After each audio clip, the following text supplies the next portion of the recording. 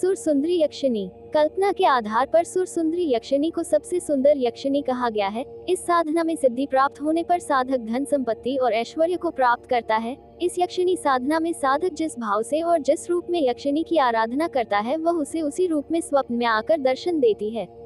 जैसे माँ के रूप में, प्रेमिका के रूप में, पुत्री के रूप में, इनमें से जिस भी रूप में आराधना की जाए उसी रूप में साधक को यक्षिणी के दर्शन प्राप्त होते हैं। इस साधना के लिए साधक को इस मंत्र द्वारा साधना करनी चाहिए। ओम ऐहरी आगत सुरसुंदरी स्वाहा। साधना विधि। इस साधना के लिए किसी एकांत स्थान का चयन करना होता है। वहां पर आसन लगाकर ध्यान मग्न अवस्था पर बैठना होता है और यह कार्य किसी शुभ मुहूर्त पर किया जाता है। ज्यादातर इस प्रकार की साधनाएं गुरु के निर्देशानुसार की जाती है तथा गुरु के निर्देश के अनुसार ही विधि का अनुसरण किया जाता है।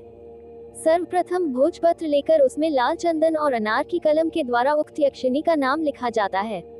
नाम लिखने के बाद उसका गुप्त विधि रीति के अनुसार आह्वान किया जाता है तथा फल फूल आदि अर्पित किया जाता है। उसके बाद मंत्रों का जाप प्रारंभ होता है। यह मंत्र की संख्या 10,000 से 1,00,000 तक हो सकती है। लेकिन सबसे बड़ी बात यह है कि साधना को करते समय पूर्ण रूप से गुप्त स्थान एवं गुप्त मंत्रों का प्रयोग किया जाता है। बिना गुरु के निर्देश तथा बिना गुरु के ये साधना कष्टकारी हो सकती है और दंड प्राप्त हो सकता है। अतः इस साधना के लिए गुरु का होना अति आवश्यक है और मंत्र का प्रयोग ऐसे नहीं किया जा सकता है। यदि आप इस मंत्र का प्रयोग बिना गुरु के करते हैं तो शायद ही आपको फायदा हो, लेकिन नुकसान की प्रबल संभावना है। अतः जो भी करें अत्यंत सोच समझकर और गुरु के निर्देशानुसार ही करें।